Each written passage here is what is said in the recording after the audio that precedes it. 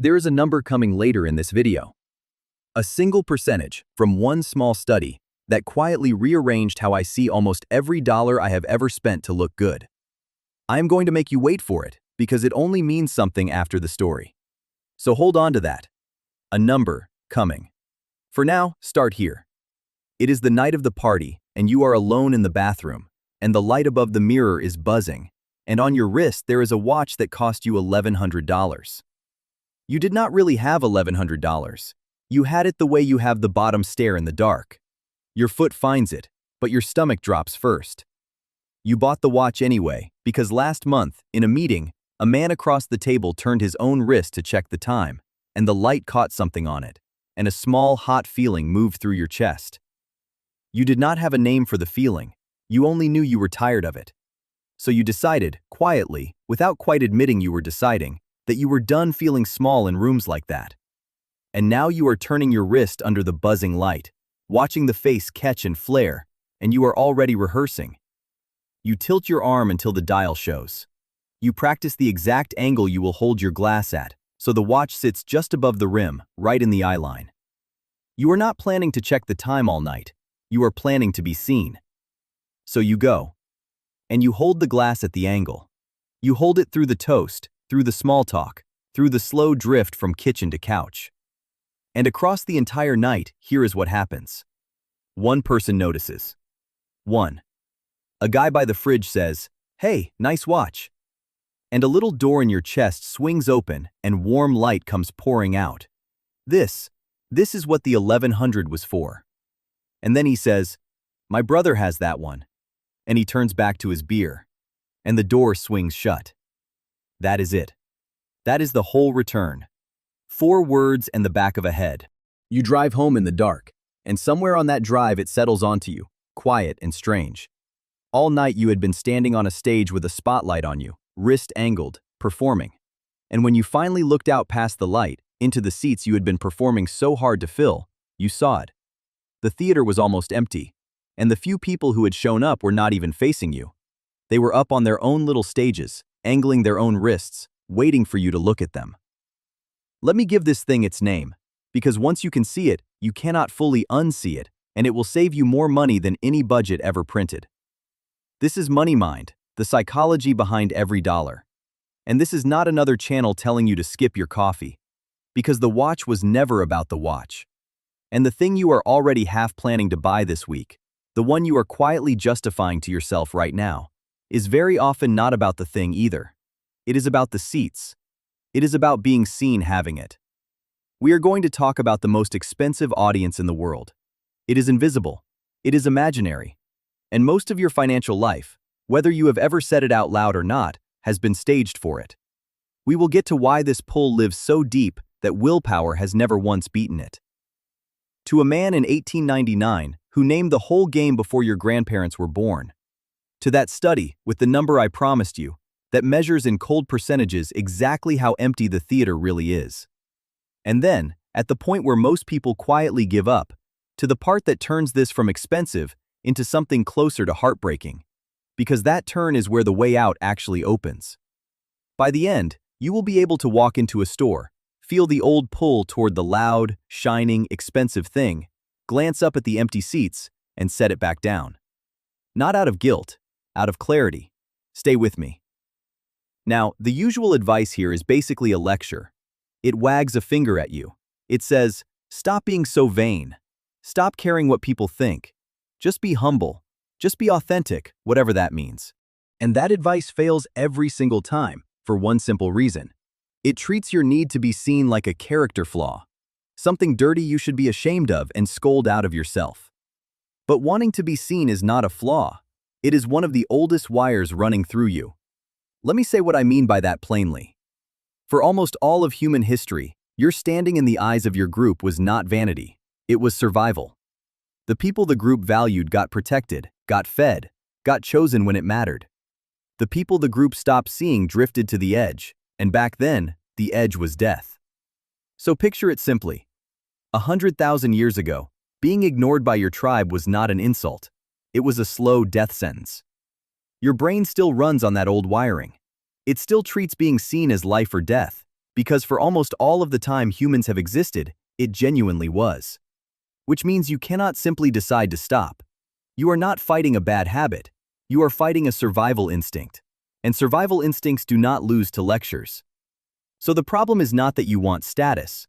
The problem is that an entire economy has learned to read that ancient wire and to sell you a fake, expensive version of the thing you actually need. You do not have a vanity problem. You have a targeting problem. You are aiming a survival instinct at an audience that cannot keep you alive, and half the time is not even watching. And here is the strange part. This is not new. Somebody diagnosed it precisely over 100 years ago. To see how old this is, go back to 1899. A prickly, brilliant economist named Thorstein Veblen sits down and writes a book called The Theory of the Leisure Class. And inside it, he coins a phrase that has not stopped being true for a single day since: conspicuous consumption. Let me translate that before we go on, because it is the whole idea in 2 words. Conspicuous just means easy to see, built to be noticed. Consumption just means spending. So conspicuous consumption is spending done specifically so other people can watch you spend. Buying out loud. Here is what Veblen noticed. The truly rich of his day did not buy things because the things were useful. They bought things precisely because they were useless. A walking stick that made it impossible to carry anything. Fingernails grown too long to do any real work. White gloves, delicate shoes, clothes you could not survive an honest hour of labor in. The whole point, Veblen said, was the waste itself. Being able to visibly burn money and time was the signal. It said, look how much I have, that I can set this much of it on fire purely to be looked at. And here is the part that should lift the hair on your arm. Veblen said this behavior does not stay at the top. It runs downhill, like water. Everyone below the top spends to look like the rung just above them. He called it pecuniary emulation. Let me set that phrase down in kitchen language too. Pecuniary just means relating to money. Emulation just means copying. So it means copying up. The middle manager buys the entry version of the executive's car. The executive buys the entry version of the millionaire's boat. Everyone is dressing as the person 1 rung higher and calling it a treat. That was more than 120 years ago. No internet, no influencers, no glowing rectangle in your pocket showing you every waking hour a highlight reel of the rung above you. Veblen was describing a slow stream, one where you only ever saw the neighbors on your own street. You are standing chest deep in a flood, and the flood is piped straight into your hand for about 5 hours a day. So the wanting is ancient, and the machine feeding it is now everywhere. Which raises the only question that matters. When you finally spend the money and send the signal, who actually receives it? That is where it gets strange. So let us name the machine underneath all of this. Psychologists call it status signaling. And the trap folded inside it has a name too. One so precise it will reorganize how you look at every purchase you have ever made. The spotlight effect. Here is status signaling, plainly. A signal is any visible thing you own or do that is meant to tell other people who you are and where you rank. The watch is a signal. The car in the driveway, nose toward the street so the badge faces the road, is a signal. The logo turned deliberately outward is a signal. And to be clear, signaling itself is not evil. Birds do it with bright feathers. Peacocks do it with a tail.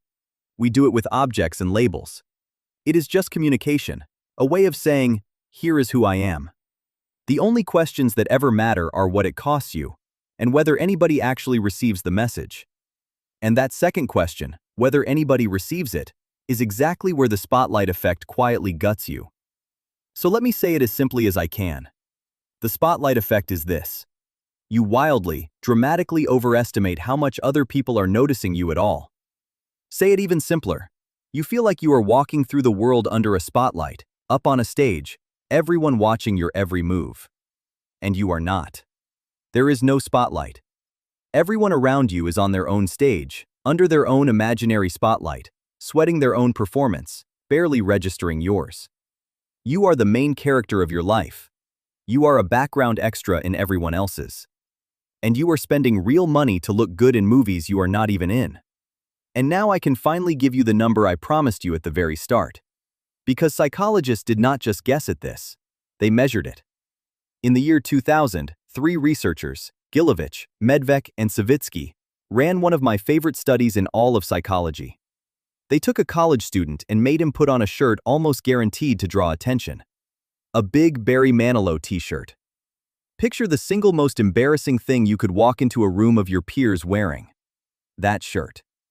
Then they sent him into a room full of other students, and afterward they asked him one simple question. How many people in there do you think noticed your shirt? He guessed about half, around 50%. Of course he did. He was on stage. The spotlight was blinding.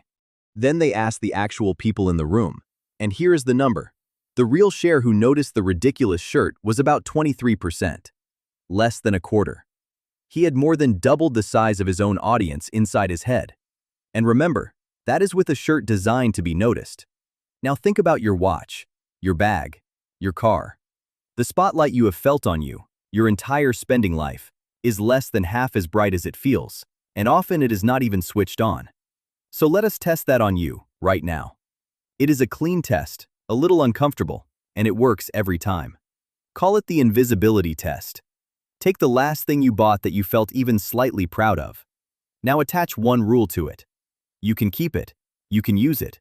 It works exactly the same, forever. But no other human being will ever know you own it. No one will ever see it, ask about it, or find out it exists. It is completely, permanently invisible to everyone but you. Sit with the thing for a second under that rule. Feel how much of the shine just quietly drained out of it. That drop you felt, that small leak of air out of the balloon, that is the exact portion of the purchase that was never for you. It was rent.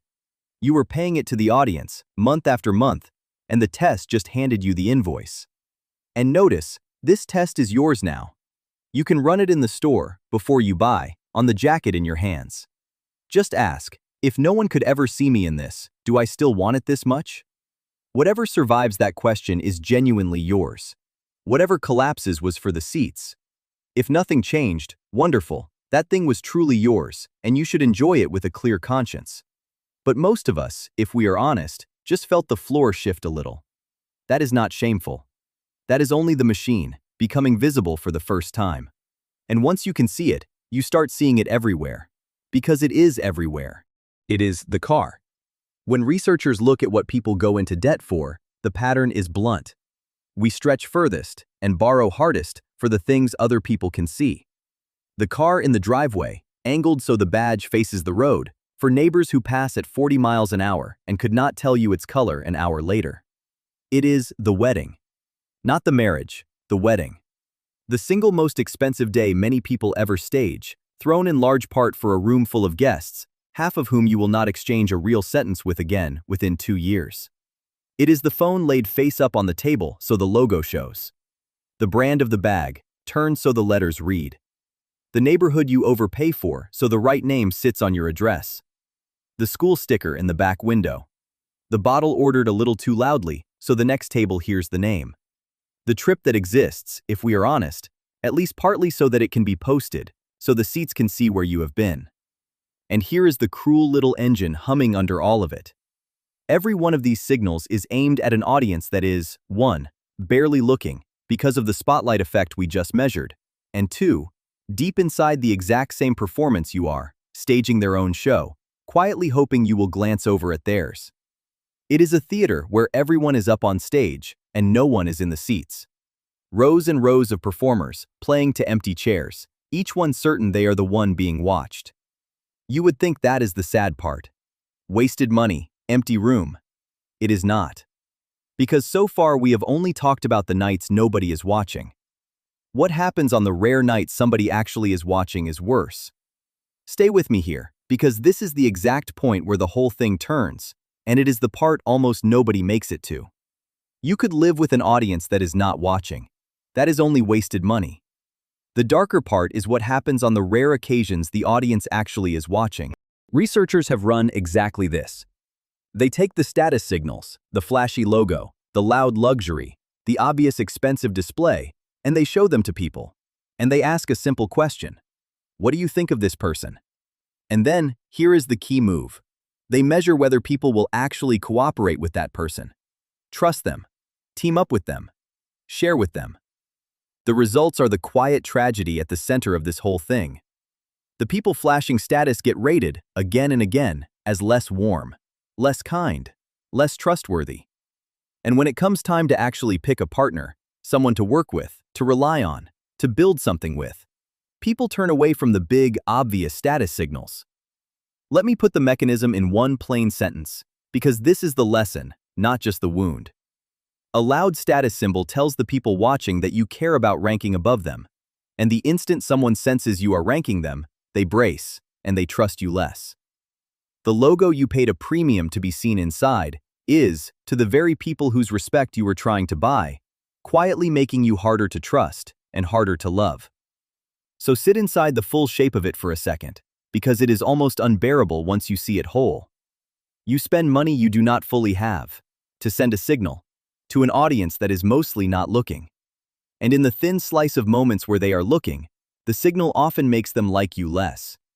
You are paying, at a premium, with interest, to become a slightly colder, slightly lonelier version of yourself, in front of people who had forgotten the whole thing by the time they reached their car. That is not a spending problem. That is a heartbreak with a receipt stapled to it. And this is the moment most people would rather look away. Do not.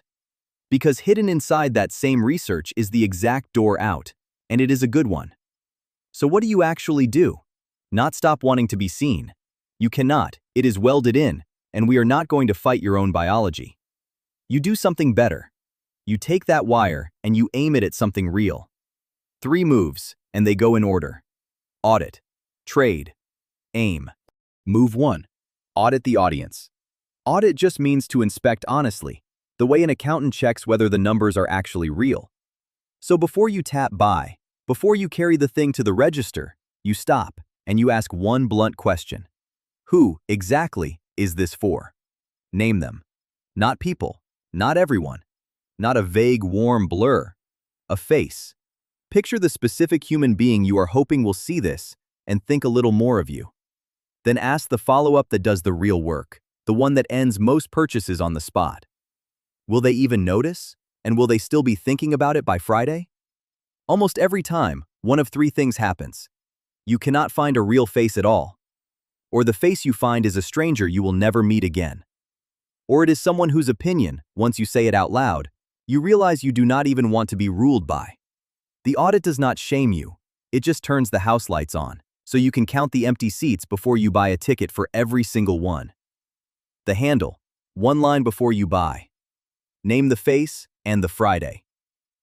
Move 2. Trade the emblem for the experience.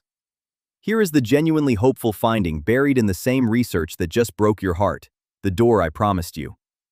Remember how flashy objects make people rate you as colder? Experiences do not do that. When you share a thing you did rather than a thing you own, a trip, a meal, a night that meant something, you get the good part of being seen. You come across as interesting and alive, without the cold, braggy penalty that objects drag behind them.